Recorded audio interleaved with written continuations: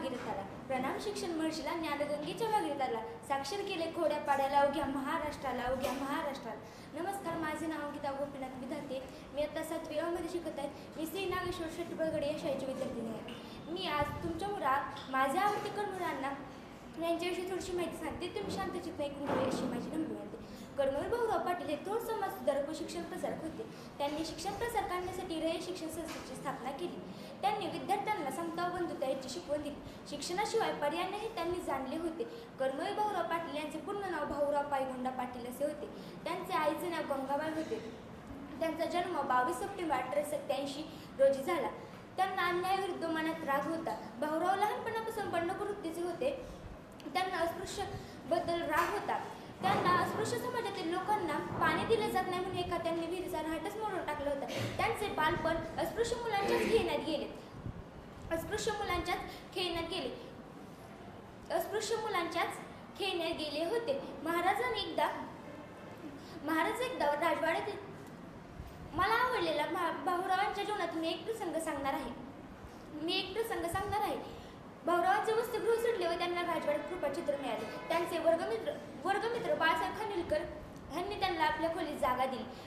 असंच राजवाड्यात एकदा क्रिकेट खेळत असताना महाराजांनी पुरी ताकद लावून एक टोला मारला. तो बसला राजवाड्याच्या खिडकीवर. आता महाराज रागवणार म्हणून सर्व मुले घाबरून गेली.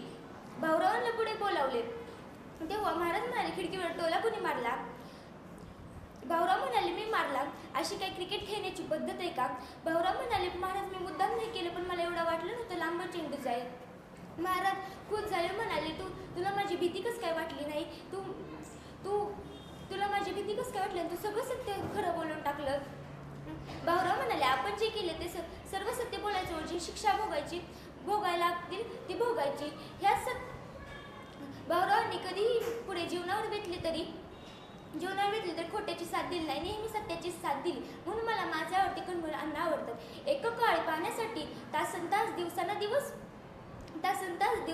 पाहण्यासाठी विनवण करायला लागायची. त्यामुळे अण्णांचे हृदय पिटळून गेले. एका लाकडी तुडणाऱ्या गरोदर बाईला एका माणसाला जनावरांसारखे मारले होते. सत्याप्पा भोसलेला याचा राग आला. त्या माणसाला सत्याप्पा भोसलेने ठार केले व अण्णांच्या उसाच्या झाडात जाऊन बसला व सत्याप्पा भोसले भाऊराव अंगाखांद्यावर खेळू व सत्य अहिंसेच्या गोष्टी सांगे. शेवटी एवढेच म्हणायचे वाटते. रयतेमधून नव्या युगाचा माणूस आता घडतो आहे. वटवृक्षाच्या विशालतेचा मोहन भाला पडतो आहे. धन्यवाद.